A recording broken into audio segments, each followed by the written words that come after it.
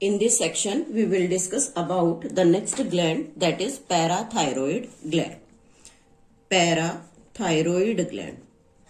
Parathyroid gland generally present in the posterior side of the thyroid gland. Thyroid gland के back side पर parathyroid gland located होता है. तो सबसे पहले इसके ओरिजिन की बात करते हैं.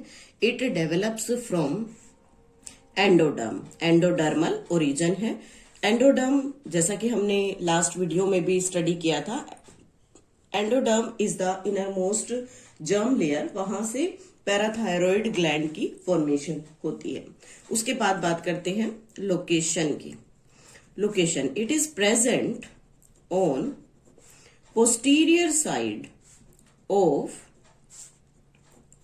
thyroid gland.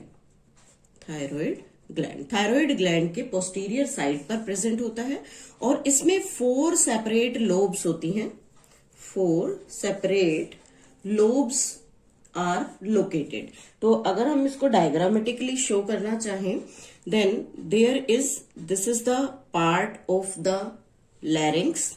This is the larynx portion. और larynx के पास यहां हमने this is the thyroid gland. यहां पर हम जो thyroid दिखा रहे हैं, that is from the posterior side. जो हमने thyroid gland में जो डायग्राम डिस्कस किया है, that is the anterior side. तो these are the posterior side lobe. और यहां पर 4 स्मॉल लोब्स प्रेजेंट होती हैं. इन 4 स्मॉल लोब्स को यहाँ पैराथायरॉयड ग्लैंड का नाम देते हैं. So these are the parathyroid gland.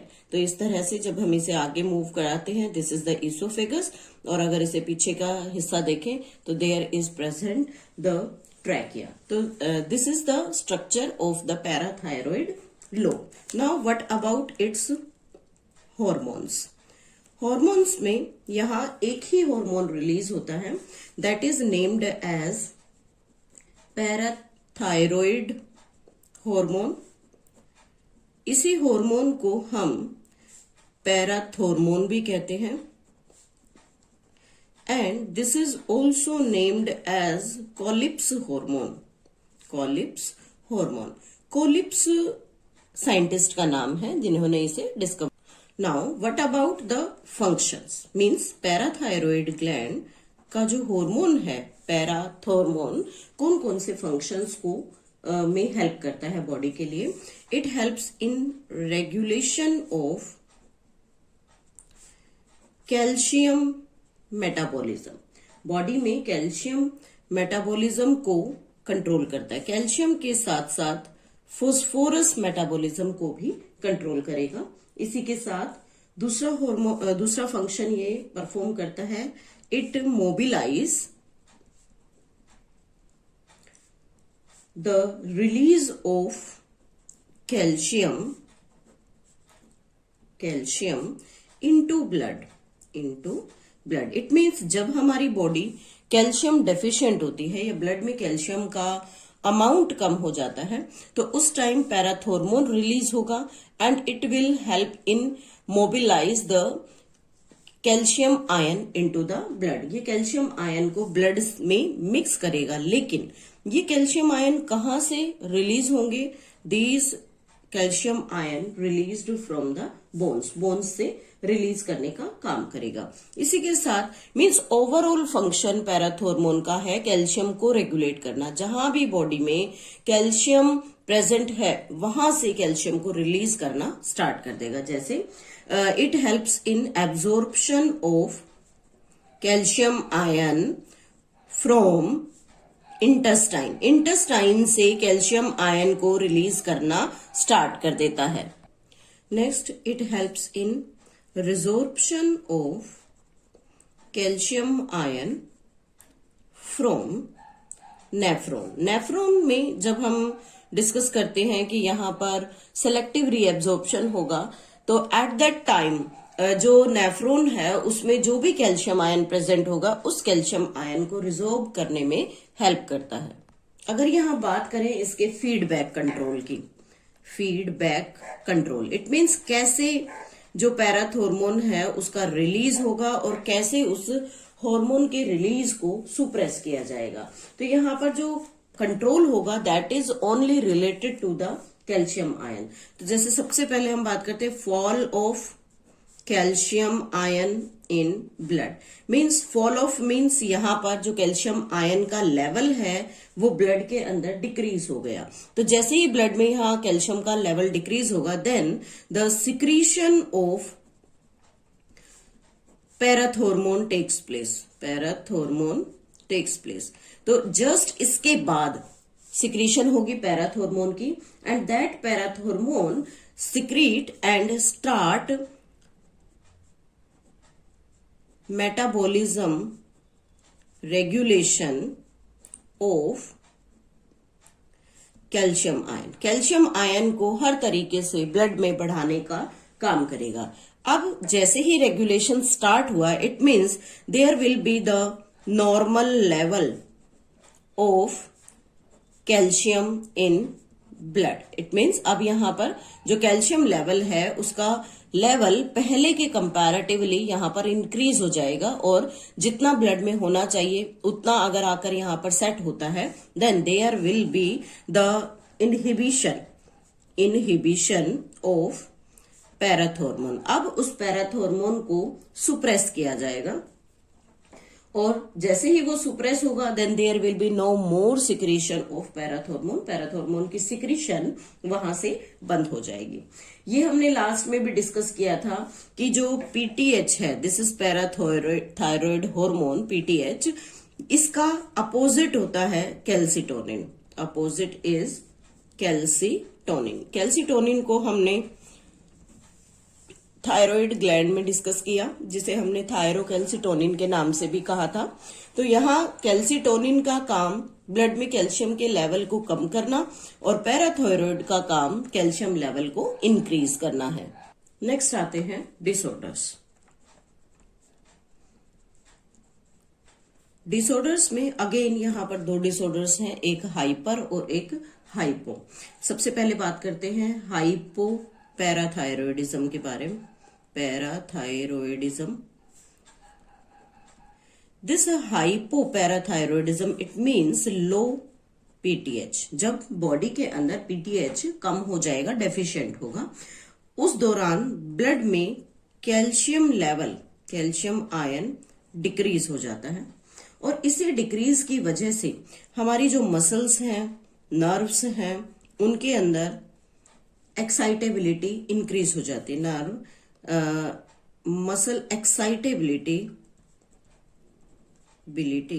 Increases, वो इंक्रीज हो जाएगी। इंक्रीज होने से रिजल्ट क्या होगा? There will be the cramps.